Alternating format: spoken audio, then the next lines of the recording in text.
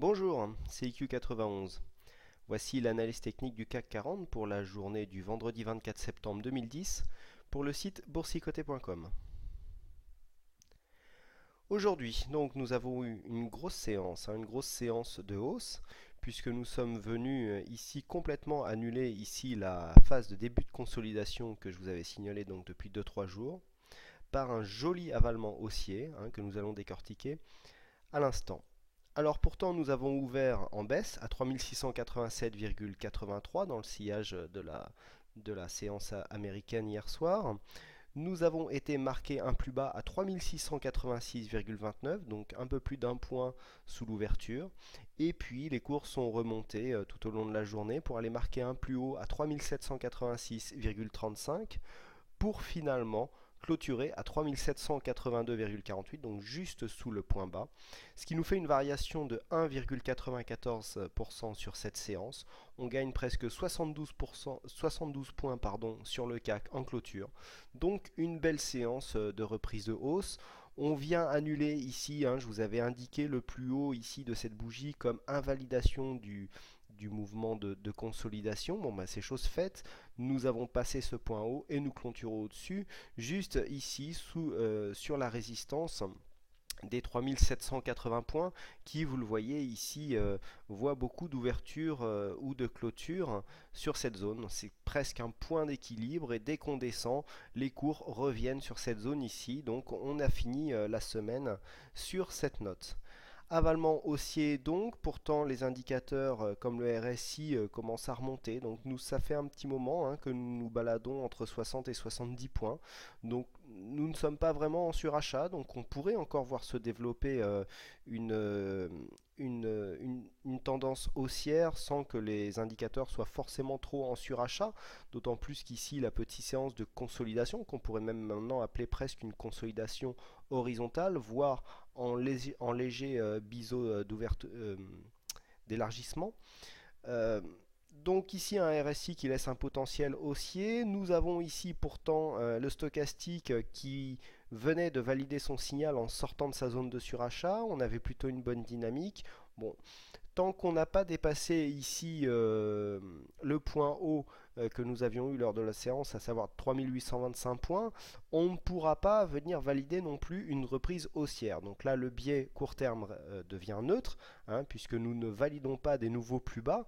Si on regarde par rapport au plus haut et au plus bas, nous avons des plus bas qui sont ascendants et des plus hauts aussi. Donc on est en reprise haussière, mais par contre, par rapport à la tendance, on n'est pas encore venu marquer d'un point de vue court terme un plus haut supérieur à celui-là. Donc pour l'instant, biais neutre. Si nous passons au-dessus des 3825 points, nous serons haussiers. Si nous repartons à la baisse et que nous dépassons donc ce point bas ici à 3666 points, nous repasserons baissier. Mais pour l'instant, c'est neutre tant que nous sommes dans cette zone. Donc le MACD quant à lui revient aussi au niveau des histogrammes à la hausse. Donc c'est la deuxième fois. C'est assez rare que les histogrammes du MACD comme ça ne sachent pas trop où aller. On est vraiment dans une zone d'incertitude. On voit bien dès qu'on descend, on remonte, on descend, on remonte. C'est du zigzag. C'est une zone qui est assez difficile à trader, surtout qu'on ne se base pas ici sur des supports résistance horizontale. Donc on a bien du mal à définir la tendance actuelle. C'est un peu ce qu'on retrouve ici au niveau des indicateurs, comme le MACD, qui ne sait plus trop où aller. Le MACD au niveau des histogrammes est assez réactif. Au niveau des volumes, nous avons des volumes certes légèrement supérieurs à la moyenne, mais bon, pas vraiment de grosses reprises. Donc, bon, au niveau du signal en lui-même, on a un signal haussier, puisque l'avalement est fort. On est sur un quasi Marubozu. Donc, bon, le signal est haussier quand même. On attendra de le valider ici en dépassant les 3825, ce qui nous donnera peut-être un signal haussier donc sur un peu plus moyen terme, puisque si on cassait ici cette zone, on s'ouvrirait ici le chemin des 3850 points au passage en ayant cassé ici cette résistance baissière que je vous indiquais en début de semaine. Je vous rappelle ici à quoi elle correspond. Voilà, c'est une résistance baissière que l'on a fait partir ici de l'année 2007. On est venu ici se reposer dessus en 2010 au mois de mars. Et puis donc on vient plafonner juste en dessous. Hein. On est venu ici sur le plus haut de la séance de mardi, quasiment flirter avec cette zone. Hein. Par rapport à la distance de la droite, on peut dire que vraiment cette droite a fait office de résistance et qu'elle a relancé les cours vers le bas. Eh bien, un deuxième test serait possible avec pourquoi pas un dépassement, ce qui nous donnerait un bon espoir pour un regain de hausse sur les marchés. Nous sommes en fin de semaine, donc je vous propose une vue hebdomadaire du CAC 40. Voilà, donc au niveau de la vue hebdomadaire, on voit que la reprise de hausse est euh, moins évidente que sur la vue journalière. On a toujours ici une espèce de zone de résistance aux alentours des 3800 points. On est venu ici marquer des plus hauts que nous n'avions pas eu, hein, donc cette semaine les 3825 points. Vous voyez que depuis que nous étions ici dans ce trend entre 3800 et 3350 points, c'est la première fois qu'on vient vraiment dépasser ici les 3800 points.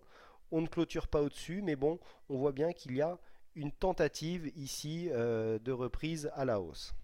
Voilà ce que l'on peut dire. Au niveau des volumes, pas énormément de changements. Par contre, on voit ici au niveau du stochastique que nous commençons à rentrer en surachat. Alors, le stochastique en hebdomadaire, en général, les zones de surachat sont assez suivies. On voit ici que les dernières zones de surachat avaient créé un retracement. Ici, deuxième incursion en zone de surachat et on avait vu ici que nous étions venus consolider.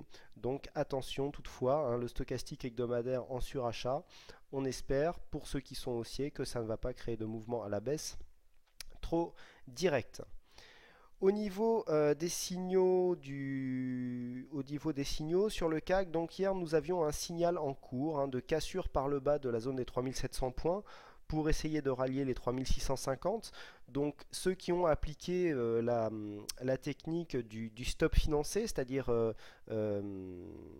vendre la moitié de la position sur la moitié de l'objectif en cas de retournement, bah, sont plutôt bien servis sur ce coup-là, car le signal s'est invalidé sans aller toucher l'objectif final à 3650. Donc pour ceux qui ont allégé leur position ici à 3675, eh bien si vous avez attendu d'aller à 3625, donc au pire vous ressortez sur un trade neutre. Et puis bah, si vous avez décidé de clôturer avant, que ce soit en clôture hier ou à l'ouverture en voyant que ça allait commencer à remonter ou même sur le point d'entrée au PRU, vous sortez sur un trade gagnant, hein, ce qui est toujours avantageux sur ce genre de signal. Pour le Forex, ça s'est un peu mieux passé. Excusez-moi.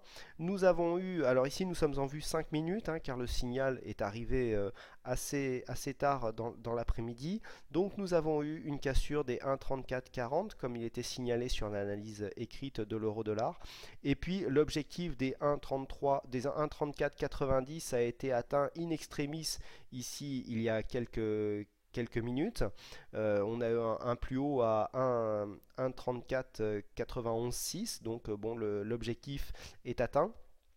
Alors, pareil pour le stop financé, bon, bah, il y avait une prise de profit à 1,3465.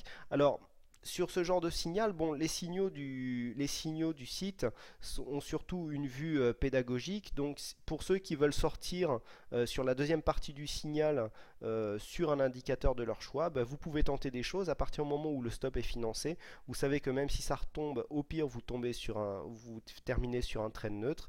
Et puis, bah, sinon, vous pouvez sortir soit avec une moyenne mobile, soit on le voit ici avec une bande de Bollinger, c'est un peu à vous, ou alors vous tracez une ligne de tendance. Le but c'est d'apprendre. Bon, bah là vous apprenez sur un signal comme ça en étant sûr de ne pas faire une perte. Ça peut être toujours intéressant et d'un point de vue pédagogique, c'est aussi très bon d'apprendre par soi-même. Voilà, il ne me reste plus qu'à vous souhaiter à toutes et à tous une bonne fin de semaine, bonne chance dans vos trades. Merci à tous ceux qui participent activement. Merci aux